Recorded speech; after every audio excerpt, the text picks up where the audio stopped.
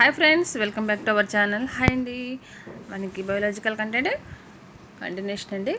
మనం వచ్చేసి లాస్ట్ మనం చూసిన బిట్స్ ఏంటంటే వీటిలో మనం ప్రాక్టీస్ చేసాం. బిట్స్ ప్రోటోజోవన్లో కలిగించే వ్యాధుల్లో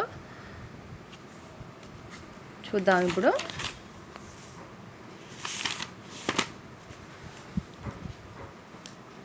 మనకి లాస్ట్లో మనం ఎక్కడి వరకు వచ్చేసాం, బొటులినం అనమాట.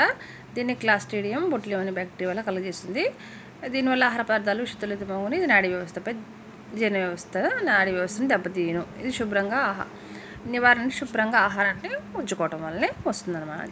దీన్ని నివారించవచ్చు. ఇక్కడ వరకు అయితే మనకి అయిపోయిందండి. నెక్స్ట్ వచ్చేసి మనకి కంటిన్యూషన్ ప్రోటోజోవులు కలిగించే వ్యాధులు. ప్రోటోజోన్లో కొన్ని రకాల పరాన్నజీవులు ఇవి మనుషుల్లో మలేరియా అమీబాయిస్ అండ్ చికెన్ విరేచనాలు అనే వ్యాధులను కలిగిస్తాయి. ప్రోటోజోవన్లలో కొన్ని రకాల పరాన్నజీవులు అనమాట. మనకి అమీబియాసిస్ అంటే జిగట విరోచనాలు అండి. మనుషుల్లో మలేరియా కలగడానికి ఏ వర్గపు జీవులు మనకి వ్యాధులు కలిగిస్తాయి అంటే ప్రోటోజోవన్ వర్గపు జీవులు కూడా అండి. అక్కడ బిట్స్ మన ఈ విధంగా అడగవచ్చు అనమాట. నెక్స్ట్ వచ్చేసి మలేరియా,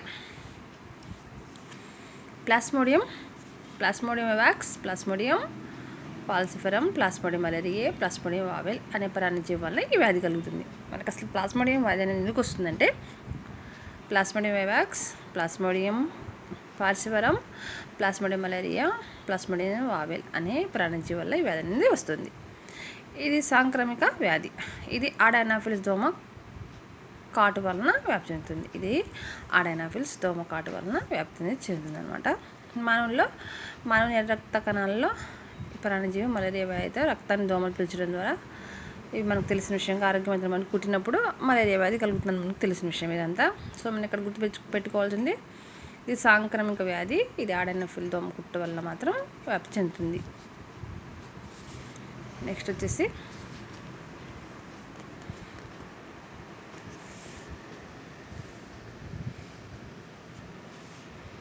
చూడండి, అతినిద్ర వ్యాధి కారకం ట్రిపనోజోమా గామియన్సి.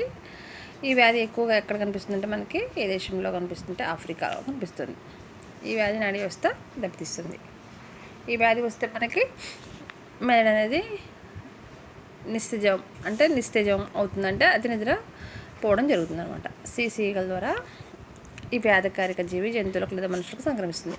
అతినిద్ర వ్యాధి ఏ ఈగల ద్వారా మనకి వ్యాప్తి చెందుతుంది అంటే సీసీ ఈగల ద్వారా అనమాట. Next kala-azar, black fever. దీన్నే దండ జ్వరం లేక మృత్యు జ్వరం అని కూడా పిలుస్తారు. దండ జ్వరం లేదా మృత్యు జ్వరం దేన్ని పిలుస్తారంటే కాలాజార్. ఆవాసం మానవుని మస్తిష్క వేరు ద్రవం. గుర్తుపెట్టుకోండి ఫ్రెండ్స్, దీని యొక్క ఆవాసం ఏంటంటే మానవుని రక్తం మస్తిష్క వేరు ద్రవం.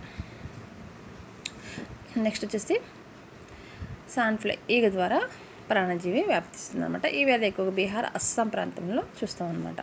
కాలాజార్ ఎక్కువగా ఏ ప్రదేశాల్లో ఏ ప్రాంతాల్లో కనిపిస్తుందని కూడా వ్యాధి మనకి బిట్ట వచ్చే అవకాశం ఉంది, బీహార్, అస్సాం. నెక్స్ట్ అండి ఢిల్లీ బాయిల్స్ లేదా ఓరియంటల్ స్టోర్స్. వ్యాధి కారకం లిష్మానియా ట్రోఫికా. ఆవాసం ఎండోథెలిక్ కణాలు అనమాట. శాండ్ఫ్లై ఈగల ద్వారా ఈ వ్యాధి ఒకరి నుండి మరొకరికి వ్యాప్తి చెందుతుంది. శాండ్ఫ్లై ఈగల ద్వారా అండి. జియార్డియాసిస్ వ్యాధి కారకం జియార్డియా ఇంటెస్టైనాలిసిస్ అనమాట. ఆవాసం పైత్యరసం ఆంత్రమూలం వెజైనస్ యొక్క పైభాగం ఆవాసం అన్నమాట. ఎక్కడెక్కడ ఆవాసంగా ఉంటుంది జియోడియాసిస్ అనేది కూడా ఇస్తారు మనకి. పైత్యరసం ఆంత్రమూలం వెజైనస్ యొక్క పైభాగం.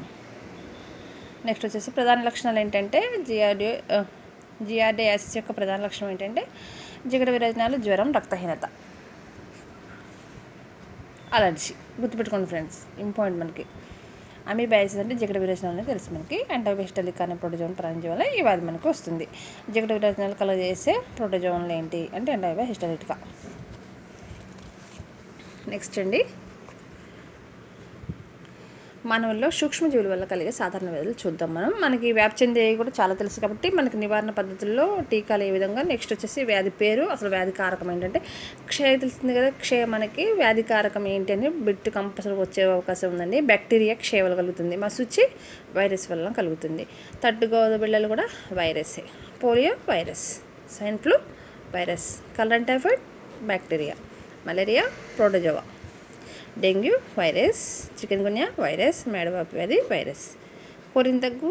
నెక్స్ట్ దగ్గు కదా, కోరింత దగ్గు ధనుర్వాతం. ఇక్కడ కన్ఫ్యూజ్ అవ్వద్దండి. కోరింత దగ్గు అంటే మనం వైరస్ అనుకుంటాం, కానీ కాదు, బ్యాక్టీరియా. కోరింత దగ్గు డిప్తీరియా, ధనుర్వాతం అనేది బ్యాక్టీరియా బ్యాక్టీరియా వల్ల కలుగుతుంది. క్షయ బ్యాక్టీరియా, మసూచి వైరస్, తట్టు దవడ బిళ్ళల virus, polio virus, swine flu virus, cholera typhoid bacteria, malaria protozoa, dengue virus, chikungunya virus, మేడబాబు వైరస్. కోరింత దగ్గు డిప్తీరియా, ధనుర్వాతం బ్యాక్టీరియా.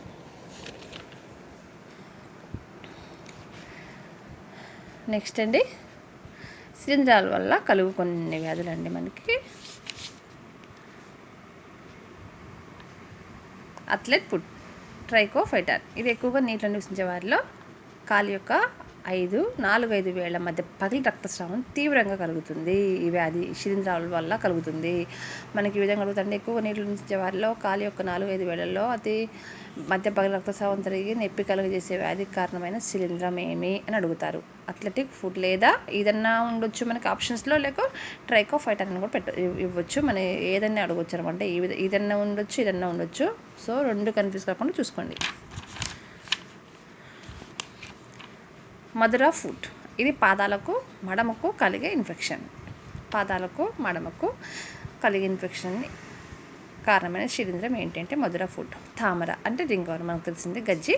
ఇది చర్మంపై ఏర్పడే వలయాకారం మచ్చలు. దీన్ని తగ్గించడానికి యాంటీఫంగల్ క్రీములు, లోషన్స్ వాడతారు అనమాట. రింగ్ వామ్స్ అండి అది. నెక్స్ట్ వచ్చేసి హెల్మెంతిస్ వ్యాధులు అనమాట. మనకి హెల్మెంతిస్ వ్యాధులు ఏంటంటే టీనాసిస్ అనమాట. టీనియా సోలియం. ఇది పంది ద్వారా మానలోనికి వ్యాప్తి చెందుతుంది అనమాట. ఈ వ్యాధి అనేది టీనియా సోలియం అనే దాని ద్వారా మనకి టీనియా సోలియం అనమాట. ఇది పంది ద్వారా ఈ వ్యాధి అనేది మనకి వ్యాప్తి చెందుతుంది. ఫైలేరియా అంటే బోధకాలు.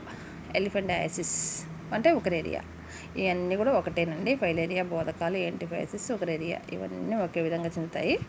ఇవి కాళ్ళ శ్వాసగదులకు ఇన్ఫెక్షన్ కలగజేయడం వల్ల ఆ భాగాలు ఏనుగు కాలు వలె మారును. దీనికి ఇచ్చే మందు డిఈసి. ఆస్కారిస్ అంటే ఎలుకపాము.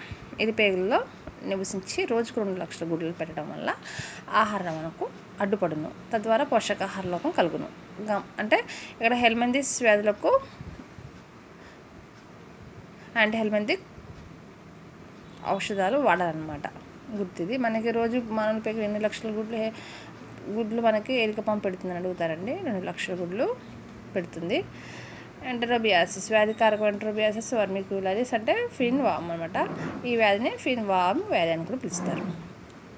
ఎంటరోబియాసిస్ ఫిన్ వర్మ్ వ్యాధి అని కూడా పిలుస్తారు. ఇవన్నీ మనకి ఇంపార్టెంట్. కంపల్సరీగా శిలీంధ్రాలలో మనకి వైరస్లు కంపల్సరీగా వస్తాయి అన్నమాట. ఈ వ్యాధులు ఏంటంటే మనకి దురద, పాయు చుట్టూ చిరాకు పడ్డం, నిద్రలేమి, అపెండిక్స్, వాపు మొదలైనవి అన్ని లక్షణాలు దీనివల్ల కలుగుతాయి అన్నమాట. హిస్టోసోయాసిస్ లేదా బెహెర్జియాసిస్ వ్యాధి జనకం హిస్టోసోమా హిమాటోబియం. ఈ వ్యాధి వలన మనకి మానవుని శ్రోణి సిరలు మూత్రాశయంలోనే నివసిస్తుంది. ఈ వ్యాధి కారణం తోడ్పడే వాహం బులినస్. ఈ వ్యాధి లక్షణాలు ఏంటంటే మనకి కాలేయం వాపు, మూత్రపిండంలో దురద, మంట ఇవన్నీ కలుగుతాయి అన్నమాట. నెక్స్ట్ వచ్చేసి ఈ వ్యాధిని స్విమ్మర్ ఈచ్ అని కూడా పిలుస్తారు. ఏ వ్యాధిని స్విమ్మర్ ఈచ్ అని పిలుస్తారు?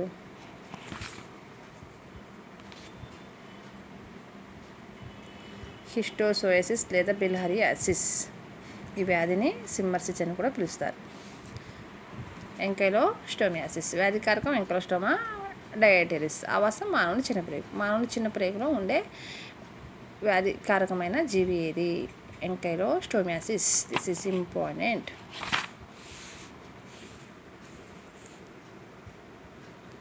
నెక్స్ట్ అండి మనకి కంటిన్యూషన్ కణజాలాల నుంచి మనకి ఇప్పుడు కణజాలం నుంచి డైరెక్ట్గా మనకి కొన్ని బిట్స్ అండి. ఇవి కూడా చాలా ఇంపార్టెంట్ మనకి, అసలు చాలా ఇంపార్టెంట్ అండి. జీవరాశులన్నింటినీ ఇది మాత్రం కణమూలం అంటే మనకు తెలిసింది అనమాట. మూల ప్రమాణం అనేది కణం అనేది మనకి మూల ప్రమాణం. ఇది బిట్ వచ్చే అవకాశం ఉందండి. నెక్స్ట్ కణం గురించి అధ్యయనం చేసే శాస్త్రాన్ని కణశాస్త్రం అని పిలుస్తారు. క్రీస్తు 1870లో జుకారియస్ జాన్సన్ సూక్ష్మదర్శిని ఆవిష్కరించడం జరిగింది. కణశాస్త్ర అధ్యాయాలు మొదలయ్యాయి నుంచి. మొట్టమొదటిగా 1665 రాబర్ట్ హుక్ ఓక్ చెట్టు అంటే ఏ చెట్టు భాగం నుంచి అంటే ఓక్ చెట్టు బెరడు యొక్క పలుచని విచ్ఛేదన సూక్ష్మాన్ని పరిశీలించినప్పుడు గదులు వంటి నిర్మాణాలను గుర్తించి వాటికి కణం అని పేరు పెట్టారు. ఇంపార్టెంట్ అండి ఇది.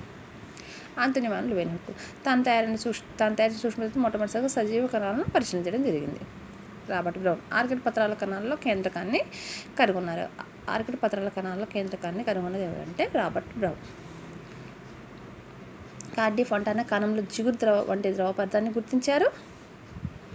ఈ పదార్థాన్ని డుజార్డిన్ అనే శాస్త్రవేత్త సార్కోడ్ అని పేరు పెట్టారు. తర్వాత ఫర్కించి దానికి ప్రోటోప్లాజం అనే పేరు పెట్టారు. చూసారు కదా ఫ్రెండ్స్, ఇక్కడ ఎన్ని బిట్స్ ఉన్నాయి మనకి. ఓకే అండి, మరి కణం కణజాలం నుంచి మనం కొన్ని డీటెయిల్గా మళ్ళీ మనం రేపటి వీడియోలో మళ్ళీ తెలుసుకుందామండి. సో మొత్తం మనకి ఇంపార్టెంట్ అనమాట. కణ నిర్మాణాలను మొత్తం చూద్దాం నెక్స్ట్ వీడియోలో. ఓకే ఫ్రెండ్స్, మరి ఇలాంటి వీడియోస్ కోసం please like, share and subscribe.